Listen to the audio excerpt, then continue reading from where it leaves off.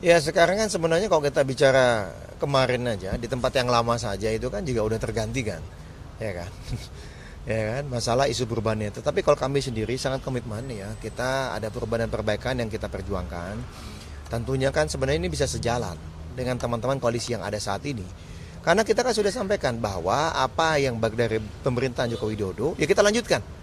Jadi kita nggak pernah bicara wah kita akan ganti semuanya, nggak ada itu. Mas AHY sendiri dalam pidato politiknya tanggal 14 Juli juga sudah menyampaikan itu. Apa yang baik kita lanjutkan. Nah, kami mengapa ingin memperjuangkan perubahan dan perbaikan? Karena menurut kami ada yang masih kita ubah, masih kita perbaiki sehingga masyarakat, sehingga rakyat bisa mendapatkan manfaat yang lebih optimal. Ya menurut kami semangatnya sama juga nih dengan teman-teman koalisi yang saat ini ada, menyampaikan kepada kami, semangatnya serupa ternyata. Ya, kita lihat, kita cermati mana nih yang pas. Gitu, mana pas, mana yang lebih sejalan. Karena kami kan berdasarkan gagasan, ada prinsip, ada ide, yang nilai-nilai. Mana yang sejalan, itulah yang kita akan ambil. Yang pasti tentu kami sangat berharap ke depannya teman koalisi kami adalah apa yang disampaikan di depan, itulah yang akan dilaksanakan juga ke depannya kan begitu. Karena kami sudah menunjukkan komitmen, Demokrat jelas punya komitmen luar biasa. Ya, tempat yang sebelumnya ya dengan si mantan ya, luar biasa komitmen kami, tidak ada selingkuh sedikit pun, tidak ada geser-geser sedikit pun, tidak bergeming, bahkan kader-kader kami seluruh Indonesia melakukan pembelaan yang luar biasa dalam setiap aktivitas, kan begitu, ya kan, mau di media sosial, di layar kaca, maupun di media-media mainstream, maupun di orang-orang publik, diskusi-diskusi dan juga di grup percakapan. Nah inilah tentu menjadi daya tarik bagi koalisi manapun, bagi kerjasama manapun, bagi capres manapun, melihat Demokrat. Karena kekuatannya ada pemimpin Mas AHY yang sangat berjiwa besar, jiwa satria, lapang dada bisa memberikan maaf dan mengajak kami semua kadernya untuk move on. Dan kami juga memiliki kekuatan tadi. Kader yang terbukti sangat-sangat menjadi sahabat yang sangat militan, sangat setia.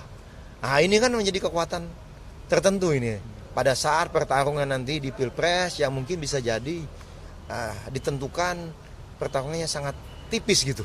Iya kan? Nah, kekuatan ini, soliditas ya, solidaritas, kekompakan dan kebersamaan di kami inilah akan menjadi value yang kami bisa tawarkan tentunya. Gitu. Tapi semangat yang dipunyai Demokrat saat ini lebih condongnya kemana, ke kubu yang mana sekarang? Apakah sudah ada suara-suara dari DPD bahwa tampaknya kecenderungannya ke kubu yang A, ke kubu yang B begitu? Ya masih variatif ya. Masih variatif ya, ada daerah yang sampaikan bahwa Pak kami kalau dengan dapil sejalannya ini nih gitu. Oh kalau yang ini. Tapi tetap semua komitmennya satu, bahwa apapun yang diputuskan oleh Mas AHY, apapun yang nanti kemudian diresmikan keputusannya oleh Majelis Tinggi Partai, itulah yang akan mereka laksanakan di lapangan. Karena mereka percaya betul ya keputusan apapun yang diambil oleh DPP, oleh Mas AHY itu adalah keputusan yang terbaik. Dan mereka membuktikan itu. Kami masih ingat di lapangan ini 7 Oktober ada mantan yang sebelum ini kami dukung datang ke sini, kita sambut dengan luar biasa, jalanan sampai penuh di depan ini, sampai ada kemacetan berkilo-kilo karena saking antusiasnya kami menunggu dan menanti, kan begitu. Dan Mas AHY menyampaikan ini adalah pasukannya hari ini semua adalah pasukannya AHY, tapi per hari ini adalah pasukannya Mas juga. Yang si mantan ini boleh sampaikan sejak saat itu kita luar biasa. Bagaimana ini kekuatan kader-kader begitu mengikuti perintah komando dari Mas AHY, kita ikuti, kita percaya. Nah begitu beliau disakiti, beliau partai ini disakiti ya, kehormatan kami serasa diinjak-injak, ya mohon maaf. Mas AHY menentukan dan mengarahkan kami kemanapun, kami akan ikut. Kalau kecenderungannya berarti ke Ganjar atau ke Prabowo kalau sekarang? Kecenderungannya yang nama belakangnya ada Wo. Dua-duanya ada. Dua-duanya ada. Loh iya kan? Loh kan begitu. Iya kan? Bukan Pak Sandi Wo. Enggak gitu ya. Ini jangan dikutip nih. Wow, jangan. Tapi langsung untuk pertemuan hari ini tuh langsung akan ada keputusannya atau gimana? Enggak.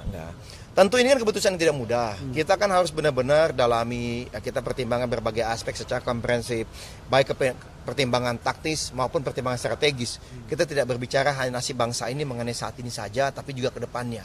5 tahun ke depan, bahkan 10 tahun ke depan. Nah inilah yang menjadi pertimbangan kami. Tapi bagaimanapun politik kami ada mengedepankan etika, mengedepankan moral politik, mengedepankan prinsip. Ya ada komitmen yang harus kita jaga. Dan ingat, maaf itu janganlah dijadikan obat yang murah untuk mengingkari suatu komitmen. Nah gitu. Ini kok kami bahasanya. Jadi silakan kami juga terus menunggu masyarakat jika ada masukan-masukan, sampaikan saja masukan itu. Bisa melalui media sosial kami, bisa melalui kader-kader kami yang teman-teman temui di lapangan. Silakan, karena semua masukan itu akan kita ramu betul. Ya, kita tentu Mas Ahy ini dengan kebijakannya juga, beliau ingin langkah yang terbaik. Ya, buat masyarakat perubahan, buat rakyat Indonesia, buat bangsa dan negara ini. Nah, langkah itulah yang akan diambil nantinya. Berarti kemungkinannya untuk penetapan arah koalisi Demokrat berikutnya di Rapimnas, karena kabarnya kalau terakhir yang kami kutip dari pernyataannya Pak Benny Kaharman itu kan Rapimnas 13 sama 14 September, betul nggak? Begini, Itu gimana? kalau masalah Rapimnas ya itu nanti, ya kan, ada waktu. Tapi sebenarnya keputusan itu adalah dilakukan di MTP, Majelis Tinggi Partai. Nah, Rapimnas setahu kami akan dilaksanakan dalam beberapa minggu lagi, tetapi di situ tidak akan diambil keputusan, lebih kepada mungkin menyampaikan arahan-arahan ataupun masukan-masukan. Nah, biasanya begitu. Kalau di Rapimnas ada arahan-arahan dari pimpinan, lalu juga ada masukan-masukan. Bagaimana daerah merespon.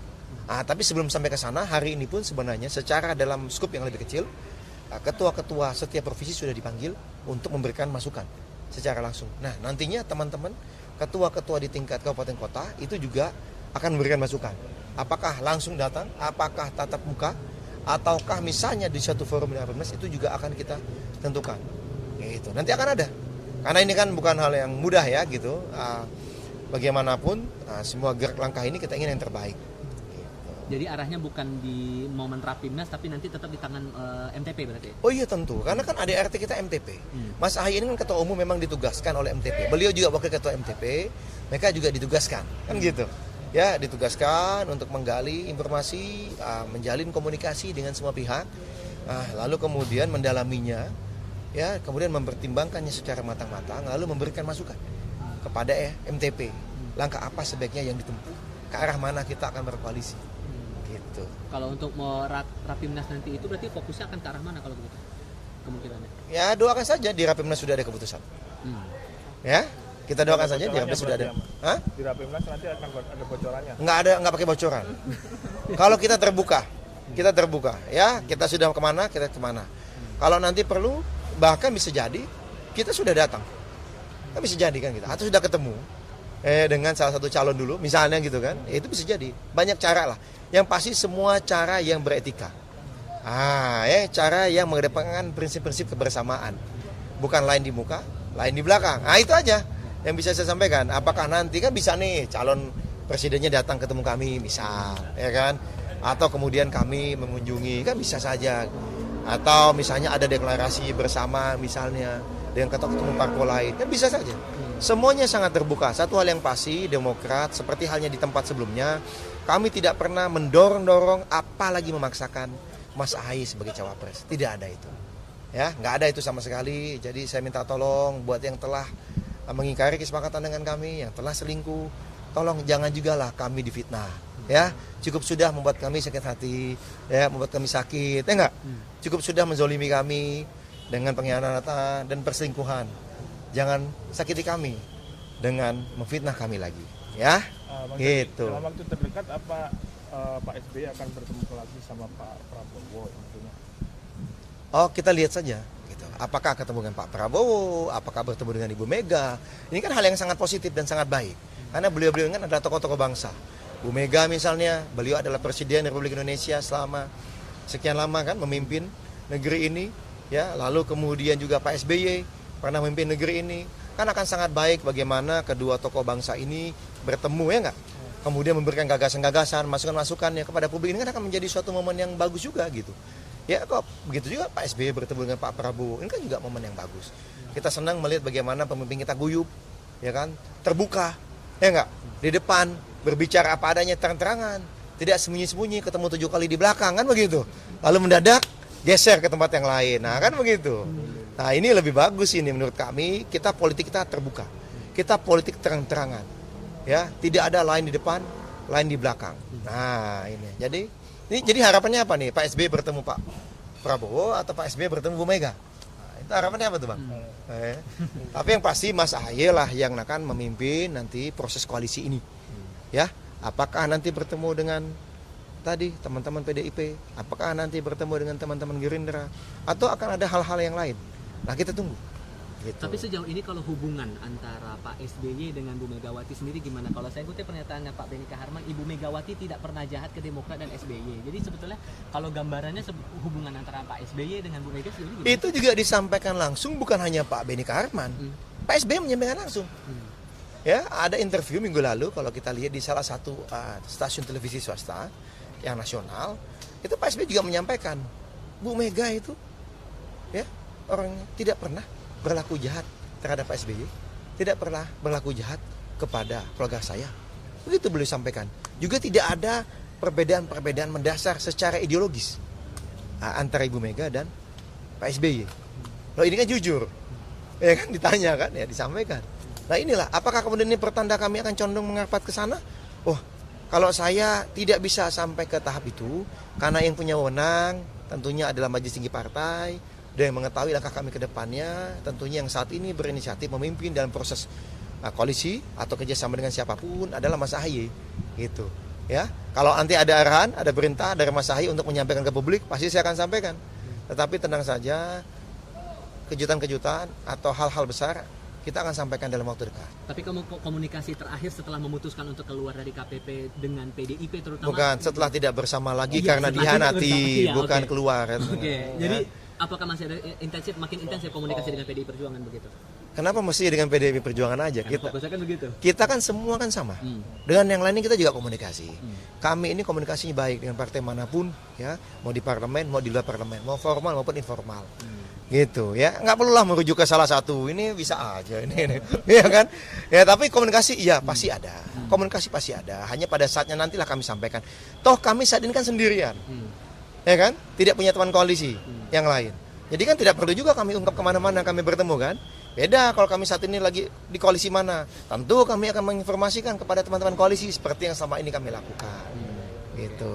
Ke Ya. semua partai berarti sudah ada komunikasi setelah itu ya? Setelah Ya, itu ya? malah teman-teman lah yang kemudian merespon, mengetahui situasi ini dan menyampaikan, ya tadilah, ya semacam simpati, termasuk ke saya ini. Ini teman-teman saya, tapi saya nggak mau lah, ini kan bukan momentumnya. Udahlah, kita mau move on. Ya, apa teksnya teman-teman itu? Kan udah gue bilang, udah saya bilang, setiap kali talk show kan, dari puluhan sampai ratusan talk show yang saya ikuti, teman-teman yang berseberangan sama ini ya, yang berada di koalisi berbeda sama ini kan saya menyampaikan, hati-hati Jak, nanti kamu ditinggal, nanti kamu dibohongi. Dari Oktober 2022 ada talk show seperti itu. Yang ngomong siapa? Nah, beberapa teman partai lain, ya, beberapa teman partai lain, saya bilang enggak, ini orang baik. Ketemu kami bilang ini orang baik, kita harus dukung dia. Ya kok kejadian sekarang kayak gini ya udahlah. Mereka juga ngomong, kan udah gue bilang ya, kan sudah saya bilang. Ya kan, emang pahit gitu. Kita dapat pelajaran berharga, tapi kami sudah move on. Ya, sudah move on. Ya, alhamdulillah kita sudah bergerak lah, maju ke depan. Itu tadi saya sampaikan, kami bersyukur. Kami punya ketua umum yang punya hati luar biasa, punya jiwa satria yang luar biasa, sangat pemaaf. Beliau bisa memaafkan orang yang mengkhianati dan menyakiti kita. Ini kan mengkhianati dan menyakiti partai, bukan hanya beliau. Dan beliau kemudian mengajak ayo kita move on. Dan beliau loh mengucapkan, mungkin beliau yang pertama mengucapkan secara terbuka, selamat kepada pasangan calon mantan ini, gitu, ya, gitu. Oke, makasih ya teman-teman ya.